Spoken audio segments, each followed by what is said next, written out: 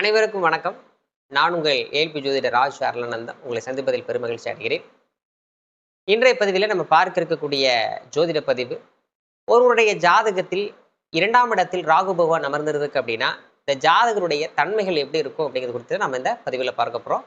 இந்த பதிவுக்கு போதுக்கு முன்பாக இந்த சேனலை சப்ஸ்கிரைப் பண்ணலாம் அப்படின்னா சப்ஸ்கிரைப் பண்ணி வச்சுக்கோங்க. லைக் பண்ணுங்க, கமெண்ட் பண்ணுங்க, உங்களுடைய நண்பர்களுக்கு பகிர்ந்து கொள்ளுங்கள். நோட்டிஃபிகேஷன் ஆன் பண்ணி வச்சுக்கோங்க. இந்த சேனல் வழியாக வரக்கூடிய பதிவுகள் உங்களுக்கு எளிமையாக வந்தடையும். ஒருவருடைய ஜாதகத்தில் லக்னத்திற்கு 2ஆம் இடத்தில் ராகு பகவான் அமர்ந்திருக்கிறார் அப்படின்னு சொன்னா அந்த ஜாதகருடைய குணாதிசயங்கள் தன்மைகள் எப்படி இருக்கும் அப்படிங்கிறது குறித்து நம்ம பார்க்க போறோம். இந்த ராகு பகவான் அப்படிங்கிறது பிரம்மாண்டம், மாயை, எதிர்பார விதமாக திடீரென்று விரிவாக ஒரு கற்பனையோட ஒரு பொய் சார்ந்த விஷயங்களை பேசக்கூடிய நபர்கள் இந்த ராகு 2ஆம் இடத்திற்குரிய நபர்கள். இவருடைய பேச்சு எப்பவுமே பார்த்தீங்கன்னா பெருசா இருக்கும்.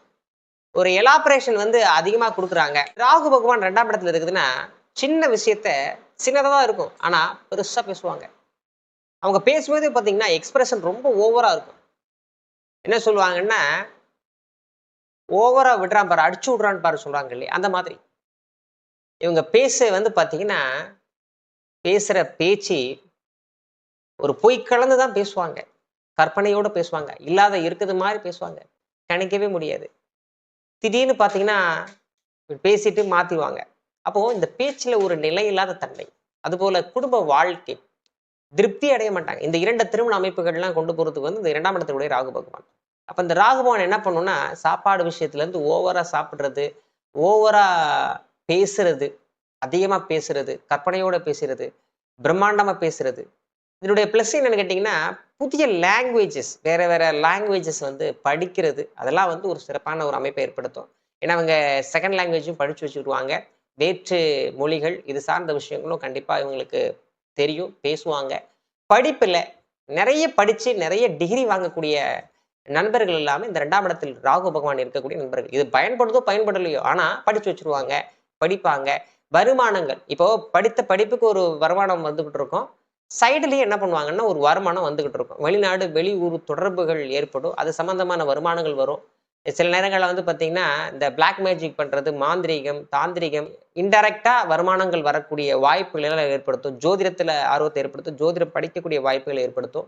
இது சில நேரங்களில் என்ன பண்ணுன்னா ஓவராக பேசி தேவையில்லாத பிரச்சனைகளையும் குடும்ப வாழ்க்கையில் சந்திச்சுக்கிடுவாங்க.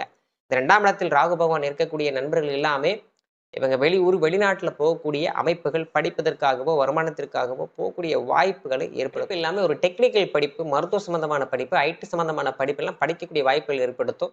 ஆய்வு சார்ந்த கல்விகள், ரிசர்ச் பண்ணக்கூடிய ஒரு அமைப்புகள்லாம் இந்த 2 இருக்கக்கூடிய ராகு பகவான் ஏற்படுத்துவார். ஃபுட் ஹேபிட்ஸ் பார்த்தீங்கன்னா ஒரு இர்ரெகுலராக இருக்கும். இவங்க லேட் நைட்டில் சாப்பிட்றது, ஓவராக சாப்பிட்றது, இந்த மாதிரி உணவு பழக்க வழக்கங்கள், அடிக்கடி இந்த ஸ்நாக்ஸ்லாம் சாப்பிடக்கூடியவங்கள்லாம் அந்த 2 ராகு இருக்கிறவங்க. அதே மாதிரி ஒரு திருப்தி இருக்காது. சாப்பிடும்போது அவசரமாக சாப்பிடுவாங்க, பேசும்போது அவசரமாக பேசுவாங்க. அதனால மற்றவர்கள் புரிதலில் கொஞ்சம் கஷ்டமாக இருக்கும். அதனால குடும்ப வாழ்க்கைகளில் உறவு முறைகளில் கொஞ்சம் பிரச்சனைகளை ஏற்படுத்தும். கண் சம்பந்தமான பாதிப்புகளையும் இந்த 2 இருக்கக்கூடிய ராகு பகவான் ஏற்படுத்தி விட்டுருவார். உங்களுடைய ஜாதகத்தில் 2 ராகு பகவான் அமர்ந்திருக்குதா, உங்களுடைய நிகழ்வுகள் என்ன அப்படிங்கிறது குறித்து இந்த கமெண்ட் செக்ஷனில் பதிவு பண்ணுங்க. அடுத்த ஒரு பதிவில் இந்த ராகு பகவான் எந்த பாவகத்தில் எங்கே இருந்தால் என்ன பலன்களை ஏற்படுத்துவார் அப்படிங்கிறது குறித்து நம்ம பார்ப்போம். மீண்டும் சந்திப்போம். நன்றி, வணக்கம்.